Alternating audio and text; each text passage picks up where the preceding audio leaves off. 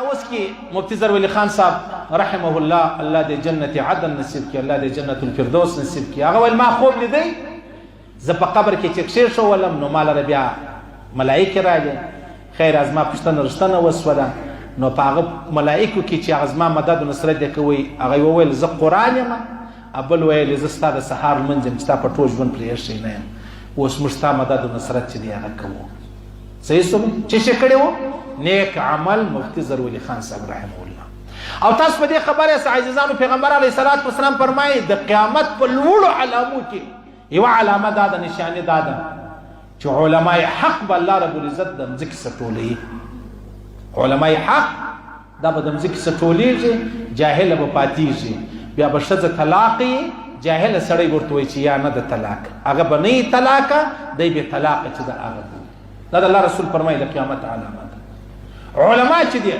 علم چې دی هغه الله رب العزت ټول کې. صحابي ول یا رسول الله زما قران یاد دي زما زوی ته ور یادوم هغه خپل زوی ته هغه نو دا څنګه ټولېږي؟ الله رسول ته فرمایل علما به الله د مځکې سره ټول کې، علم نه ټولېږي او علم د علما سره ورسره ولو نو چې عالم لاړی هغه علم ور سره لاړی بیا به ټول جاهل چې دی هغه پر روی زمين پاتې سي. د الله رسول فرمایي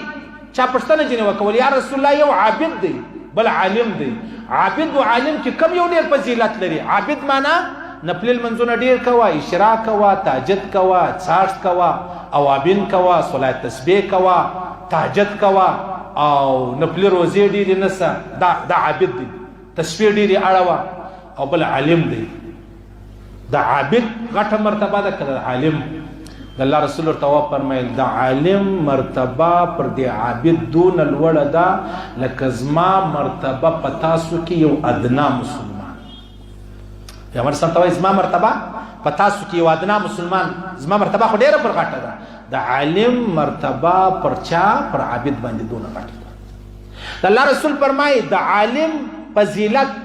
پر عابد داسې دی لکه د سپوږمۍ د بدر د 14 سپوږمۍ پر عام ستورو دی. اندازه ولګاوه دا د علما واجب مقام دی. څو خلک د علما مخالف دي. تا په دې نه منم چې سیاسي، تا په دې منم چې سیاست کوي. دا د څه معنا ده؟ دا چش دی. څو خلک د یو عالم په خاطر د ټول علما او بدوي او حال دا دی هغه عالم سره د ذاتي خپل یو مسله ای لیکن د ټول علما او بد چې دی هغه به شروع کی. حدیث کې راځي پیغمبر علیه الصلاۃ والسلام فرمایي د قیامت په ورځ به د عالم سیاي چې د حدیث لیکلی دی، قران لیکلی، تفسیر لیکلی دی او د شهید وینه دا سره وتلل سي. د عالم چې کوم سیاهي ده د هغه فضیلت په شهید تر وینه زیات.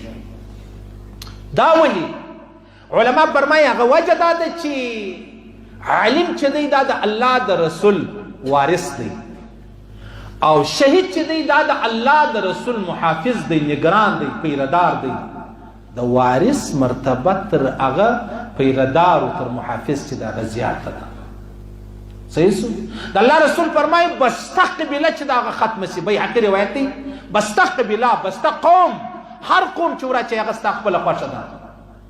د الله رسول فرمایي دومره لوی مصیبت نه دی لکه یو عالم ختمېده. د الله رسول فرمایي د عالم مرګ د بسته علم مرګ دی. عالم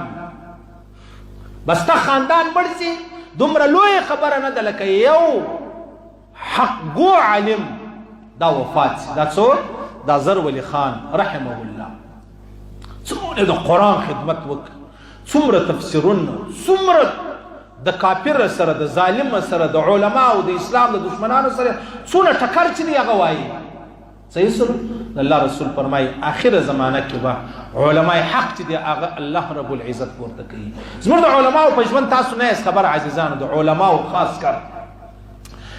تاسو اندازه ولګوي په دا کالج او یونیورسيټي کې دا استادان د شاګردانو سره بیریږي. شاګرد د باندې ورته ولاړ وي ما ته به سره ګورو دا د استاد پر د لار باندې تیریږي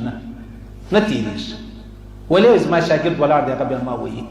ډیر کم داسې الفاظ چې هغه د خپل استاد احترام او قدر لري. لیکن زموږ د مدرسې په حواله چې راواخلې شیخ سلیم الله خان مولانا صاحب زموږ استاد د بخاري ما وختم خبره درته کړې وه. یعنی موږ بخاري په سبق کې ناستلو الفا ناوخته رالو پټ پټ نو اخر کال بس نه کېدلو میاشت بیا درې به پاته ولې ناوخته رالو کلاس لره لاس 11 څو کسان ولو و دې الکوانو ته ویلې دا ګورم لایانو په ژره او غټ خلک و اخر درجه یې ول پر داغه ځای کم پکړو سي غوژونه ونسي داغه کم پکړو حال کې ولار سي په د جنوب کې شواسي په ګور د مدرسه کې دای سره وګرځي بیرته راسي دي در لادست پر داغه ځای د ملایانو غوژونه ونیول کم پکړو سلو شغټ علما بیا په د جنوب کې داغه کم پکړو حال کې شواسلو غوژونه نیولې ولار په ټول مدرسه کې راو ټول طالبان استادانو کته چې څه پیښه شوی ده بیرته رالو پر خپل ځای ور وسنو کښین دا خو داسې په کالج په یونیورسيټي کې څوک وکړي چې بیا خاص کر څه مالدار او بل دا استاد شتي دا نوکری ور ختمي شتي د دې ځای بدلی دا زموږ د مدرسې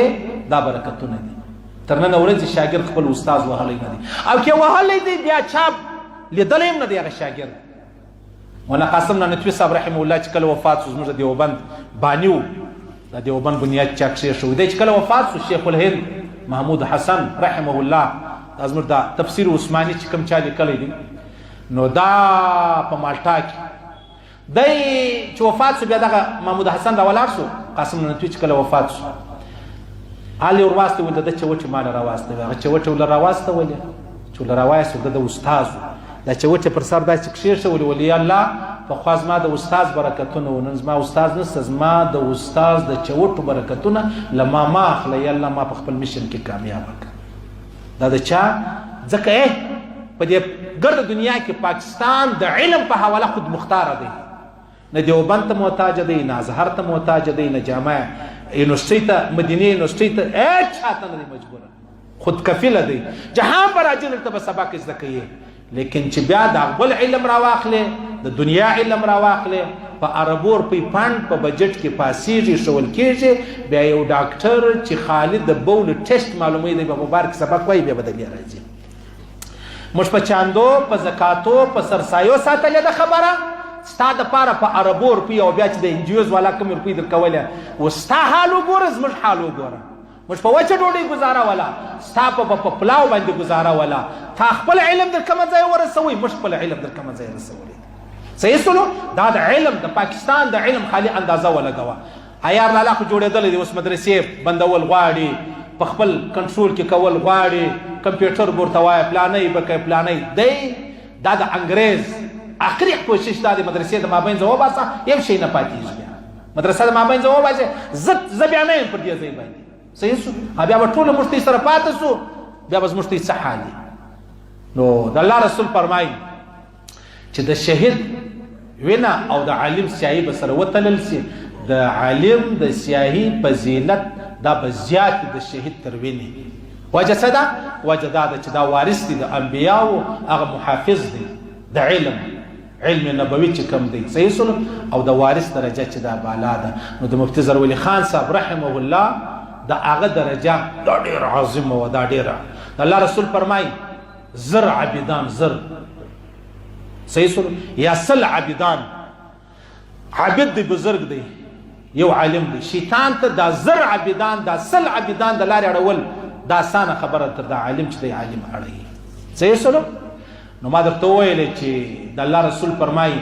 دریم ورور چې هغه ورته وایي زه به په قبر کې ستا ملګری په سوال جواب کې ستا ملګری پر حشرګاه میدان ستا ملګری پر پل صراط ستا ملګری د جنت دروازې هغه دغه قرآن دی هغه نیک عمل دی چې مفتي زر ولی خان صاحب په ضرور شاګردان علما دا چې دی هغه پرېښول پر دې روی زمین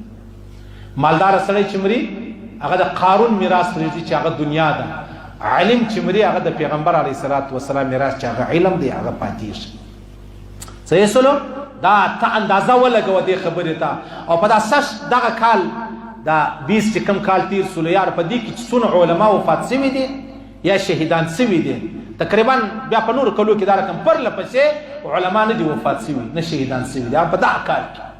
هر شی د قیامت علامه یې بولې بدبختي یې بولې نحوست یې بولې بدقسمتي یې بولې هر شی چې بولې خدا د دین او د اسلام روایتو کې راځي پیغمبر اسلام فرمایي وای چې کله علامه سیوطي صاحب حدیث نقل کړی چې حضرت عمر فاروق کله وفات سي اسلام بلا جاړي اسلام به د عمر فاروق پر موت باندې جاړي چې دوی مړ سول او بیا جب خبره ده د علما فرمایي چې کله پر پل صراط باندې یو شهید تیریږي یو عالم تیریږي. شهید ته به وایي سیده جنت له رضا، عالم ته به وایي ودرېږه. ولې؟ وایي په دې ودرېږه چې ستا خوښ د هغو خلکو سپارش وکړه، شفاعت وکړه. الله فرمایي زه د هغو ستا سپارش د هغو مبارک قبلوم، د جهنم به خلک راوبس جنت لري. شهید ته وایي ته ځه په مخه دررسه. دا د شهید او د عالم چیش دی، دا یې مثال. که غواړئ ځان د مهمو اسلامي معلوماتو څخه خبر کړئ، د الحاج مولوي نورالدین آغا په نوم فیسبوک پاڼه خوښه او له نورو سره یې شریکه کړئ.